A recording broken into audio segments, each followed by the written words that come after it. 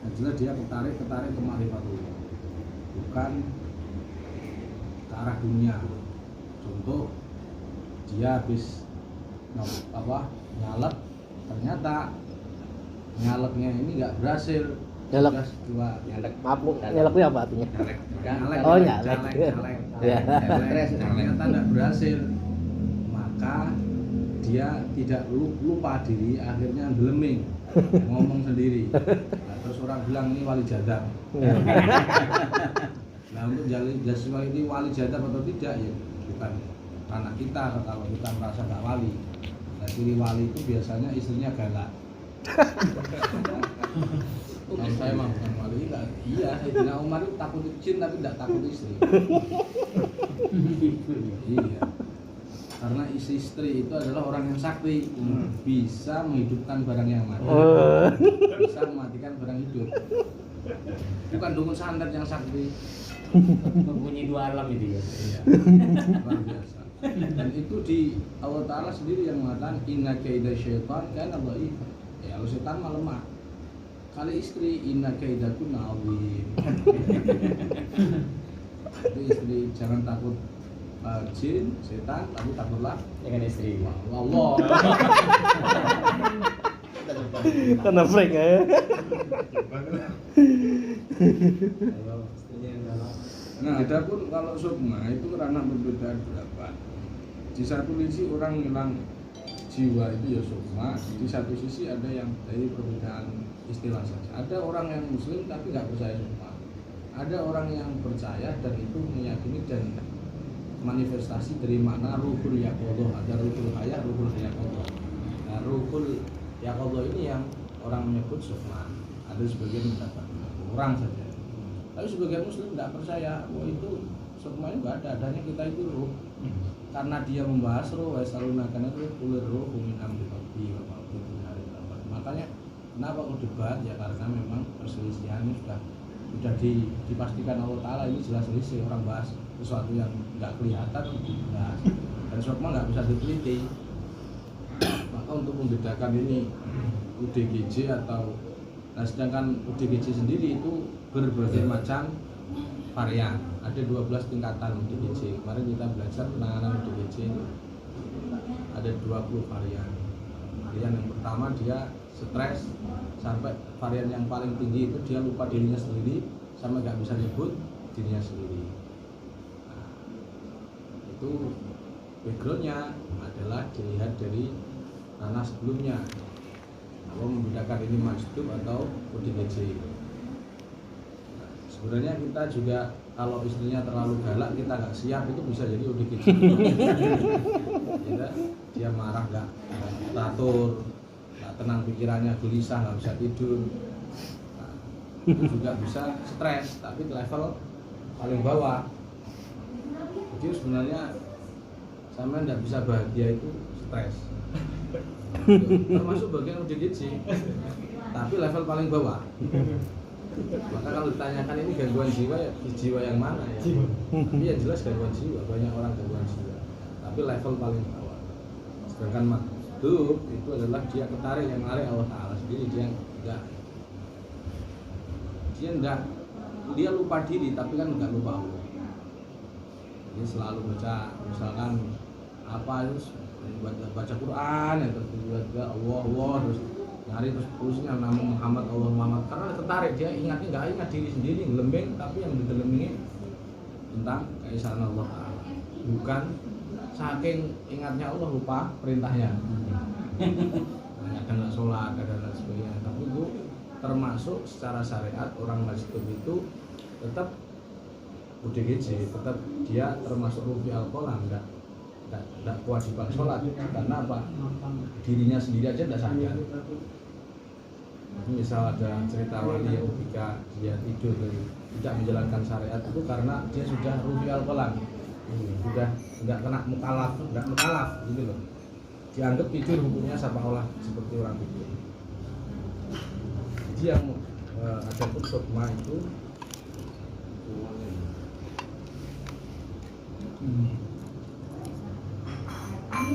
ya tidak bahasa aja. Sukma itu ada yang orang psikologis mengatakan itu kejiwaan. Jadi kalau hilang sukma namanya dia tidak ingat disiplin. Tapi karena sukma ini bisa diterapkan dibahas oleh supranaturalis seperti sebagian grup yang sudah meyakini adanya sukma dan lain sebagainya.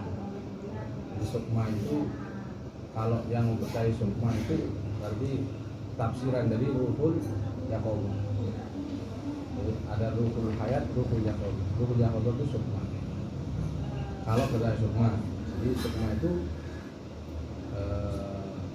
dalam ranah psikologis disebut kejiwaan, tapi dalam ranah aspek ilmu disiplin ini disebut sukma. Nah, itu bedanya tipis dan hampir mirip. Secara fisik hampir mirip.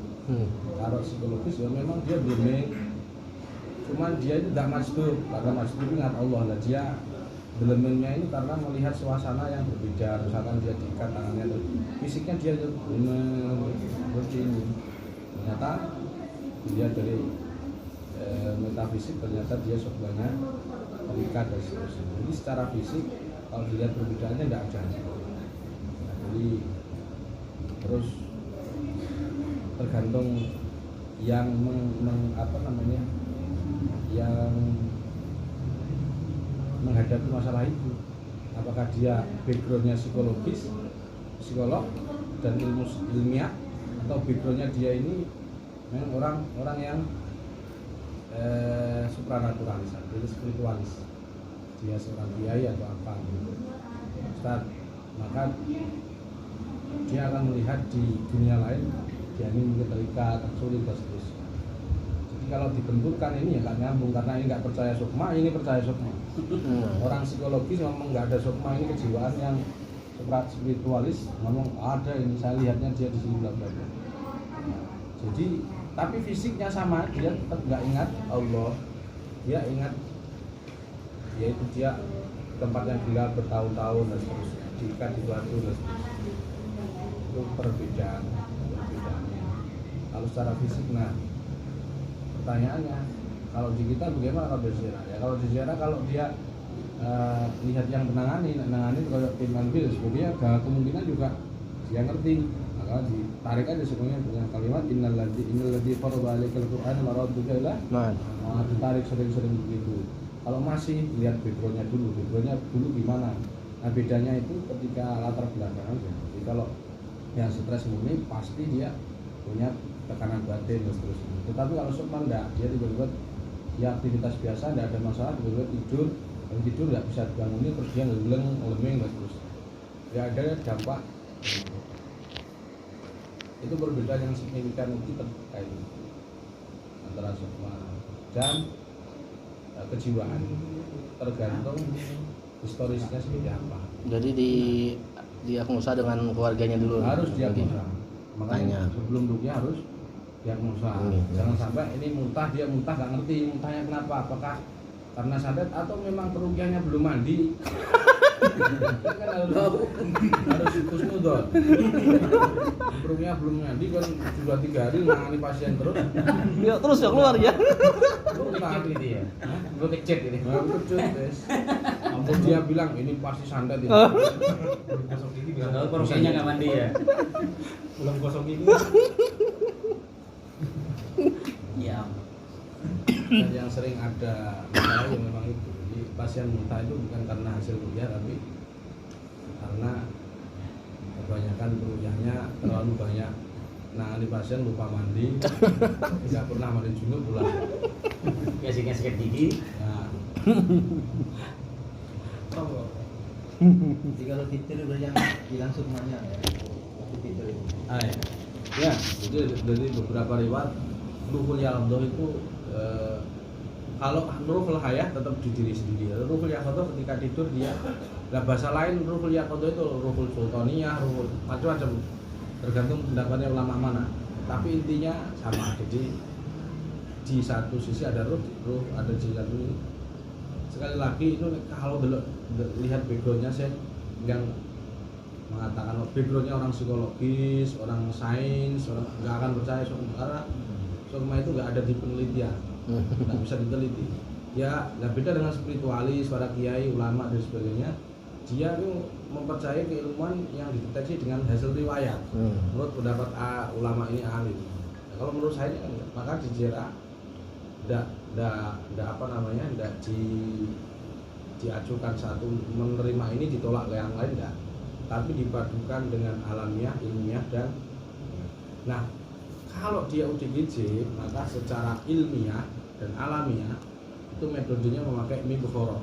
Mibukhoro itu alat tabakur, jadi dia ditenangkan secara fisik jiwa yang stres tadi dengan asupan yang mengandung protein dan lain sebagainya yang bisa menenangkan saraf-saraf dengan cara dihirup. Nah, dia akan tenang, relax.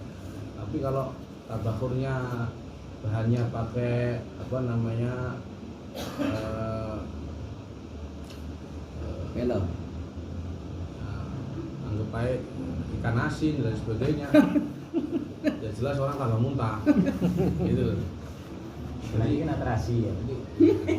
Terasi ikan asin, dok apa telur angsa, telur bebek ya terus muntah ya. Bukan sembuh malah marah. Itu jadi penanganannya seperti itu. Kalau psikologis murni harus ditabakur. Tapi nggak bisa ditabakur, soalnya orang ngamuk. Nah, adapun kalau grade-nya ODGJ level 20 sampai nggak teringat diri sendiri, ya itu nggak cukup ditabakur. Wong level 10 aja dia harus tabakur, kemudian harus mandi ya pagi untuk mengurangi syarat, kemudian buat di RPS otot dan sendi kan digerak-gerakkan bagian tubuh tertentu, ruakan tulang dan sendi itu ada RPS di kita namanya. Dan untuk tingkat yang paling tinggi, nah pertanyaannya kalau bercampuran, maksudnya dia ini juga psikologis dan juga kalau dia untuk pendapat spiritualis dia sukmanya hilang, bagaimana penanganannya? Penanganan yang ini dulu, yang medis dulu, saraf dulu. Iya. Ini tidak bisa kamu terus tak sukma orang gendeng, nanti pindah yang gendengnya pindah Pindah ke buruk ya. pindahnya Sama gendeng buruk ya. Nah, seperti itu. Jadi kalau ada benturan, ada penyakitnya itu medis dan non medis harus dibuang non medisnya dulu. Tapi kalau benturan antara medis dan psikologis harus dibuang psikologisnya dulu. Nah untuk rawatan yang ODGJ itu pertama yang harus dipahami harus dikarantina. Iya. Nggak bisa dia kumpul sama orang, ibarat dia ini kita ini 4 tak, jangan sampai yang 2 tak ini kumpul dengan 4 tak, jadi kan dia 2 tak, karena nanti akan jadi sarang dibully dan semakin parah.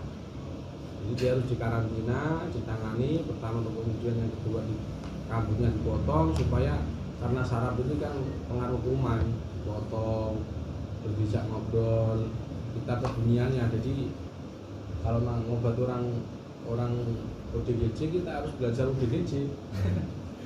Iya walaupun sudah jenggotan panjang tapi kita tetap semangat Mas ya.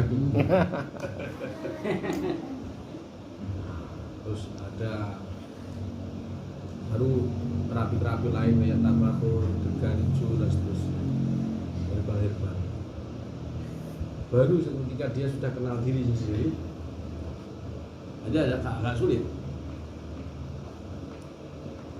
Nah kalau yang di saya gila berapa tahun terus sembuh gimana? Nah, itu murni menurut saya memang sukman ya, tidak UDGJ. Walaupun fisiknya sama ya, tadi itu sudah saya sampaikan, fisiknya itu sama. Maka untuk mengetahui ini UDGJ atau tidak adalah dengan cara diagnosa. Jadi pertanyaannya cuma perbedaannya apa? Menurut saya tidak hanya itu, tapi solusi. Tadi sudah kita cari solusi, perbedaan, dan sedemikian jalan penanganan. Tapi sampai level parah ya, dia sudah tidak mau pakai baju, kemudian itu tentu harus memang dikarantina. Sampai kok tiba-tiba nggak pakai baju lah, yang maksudnya ikat. pakai baju terus gelembeng sendiri terus protes. Ngapain hidup kok gini kok hidup tangga lunas jadi galak kreditan yang tambah parah belum sendiri terus nggak pakai baju, nah harus kita ikat.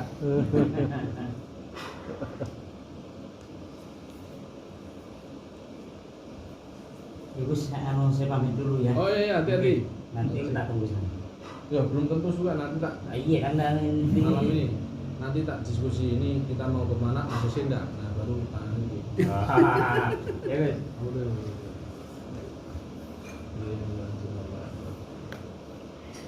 Jadi ya berarti saya yang dia hubungan ya di grup Dulu ya. di grup. Hati-hati mas.